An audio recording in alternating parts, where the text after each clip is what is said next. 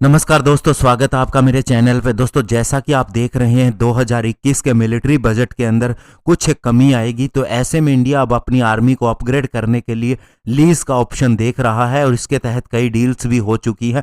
आज इसी के ऊपर बात करेंगे। चलिए दोस्तों, शुरू करते हैं।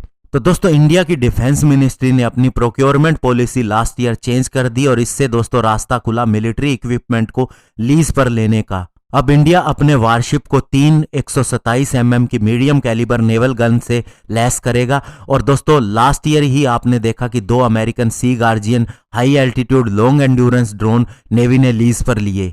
इसके अलावा इंडिया की डिफेंस मिनिस्ट्री ने यह भी कंफर्म किया है कि 6 एयरबस के A320 पैसेंजर जेट, जो दोस्तों हमारी ही नेशनल एयरलाइनर एयर इंडिया इस्तेमाल कर रही थी, इन्हें अपग्रेड किया जाएगा और early warning and control aircraft के रूप में डेवलप किया जाएगा। और ये सारे अपग्रेड हमारी कंट्री के डिफेंस प्रोक्योरमेंट प्लान, जो कि अक्टूबर 2020 के अंदर आया था, उसी के तहत है। और एक्सपर्ट्स का ये कहना है कि ये change in policy short term के लिए है, ताकि हमारे गैप जो है वो कम हो सके। और अभी जो हमने बहुत से अमेरिकन वेपन को लीज पे लेने के बारे में सोचा है, ये तब हुआ है जब हमारा ईस्टर्न लद्दाख पे चाइना के साथ में क्राइसिस चल रहा है। और दोस्तों, एक न्यूज़पेपर ने यह भी रिपोर्ट किया था कि इंडिया 2021 के अंदर 30% तक अपने मिलिट्री बजट के अंदर कटौती करेगा।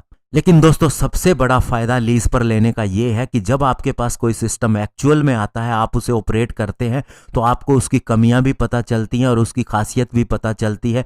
तो ऐसे में दोस्तों, उसको ऑन करने की बजाय उसको लीज पर लेके, और उसके अंदर दोस्तों जिससे हम लीज पे लेते हैं वही उसको मेंटेन भी करता है, तो ये ऑप्शन कोई बुरा नहीं है, ये बहुत ही अच्छा ऑप्शन है। और जहां तक इंडियन एयरफोर्स की बात है, तो इससे दोस्तों air to air refuelling aircraft की भी शॉर्टेज है, जिसे अब जल्द ही लीज पे लिया जा सकता है। इसके अलावा दोस्तों, ये भी माना जा रहा है light utility helicopter trainer aircraft को भी लीज पर लिया जा सकता है। नवंबर 2020 के अंदर इंडियन एयरफोर्स के एयर मार्शल संदीप सिंह ने यह कन्फर्म किया था कि हम ट्रेनर एयरक्राफ्ट भी लीज पर ले सकते हैं, जब तक हिंदुस्तान एरोनॉटिक्स लिमिटेड अगले 3-4 सालों के अंदर HTT-40 की क्लियरेंस नहीं देती है। इससे पहले हमने रशिया से चक्रा सबमरीन, जो कि एक न्यूक्लियर पावर्ड सबमरीन थी, लीज पर ली थी और 2019 में $3 बिलियन के अंदर एक और डील की थी, जिससे हमें एक दूसरी न्यूक्लियर पावर्ड सबमरीन मिल जाएगी रशिया से, और ये 2025 तक आ जाएगी। तो इन सिस्टम को लेने का मतलब ये नहीं है कि हम अपने गैप को पूरा कर रहे हैं और हम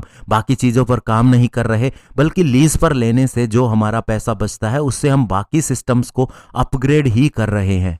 हालांकि क्वेश्चन इस बात पे भी उठता है कि अभी हमें 42 स्क्वाड्रन की ज़रूरत है और अभी हमारे पास 30 है, तो कम से कम 200 फाइटर जेट और चाहिए। इसके लिए क्या किया जाए? लेकिन दोस्तों, आपको पता है कि तेजस के ऊपर पूरी तरह से काम चल रहा है और एडिशनल राफेल फाइटर जेट भी खरीदे जा सकते हैं। इस पर भी डील कभी भी हो सकती है। इसके अलावा अक्टूबर 2020 के अंदर जो हमारी अमेरिका के साथ में 2+2 मिनिस्ट्रियल लेवल डायलॉग हुआ था, उसमें भी उन्होंने कोशिश की थी F-15EX और F-18 को इंडिया को देने की, तो ये डील भी कभी भी हो सकती है। इसके अलावा दोस्तों, हम रुस्तम ड्रोन के ऊपर काम कर रहे हैं। लास्ट ईयर इसके ट्रायल हुए थे, काफ़ी कुछ उसमें हमें निकल के आया और कई चीज़ें पता चली, और इस साल भी दोस्तों उसके बहुत से टेस्ट होने बाकी हैं। तो ऐसे में जब हमने अमेरिकन प्रीडेटर ड्रोन को लीज पे लिया है, तो बहुत सी चीज़ें हमें सीखने को मिलेंगी जो हम रुस्तम ड्रोन के अंदर डाल सकते हैं। तो ऐसे में दोस्तों, लीज पर ऑप्शन आगे भी रहेगा और इस साल तो ज़रूर रहेगा, और देखना होगा कि और क्या चीज़ें इंडिया लीज पे लेता है। धन्यवाद। जय हिंद।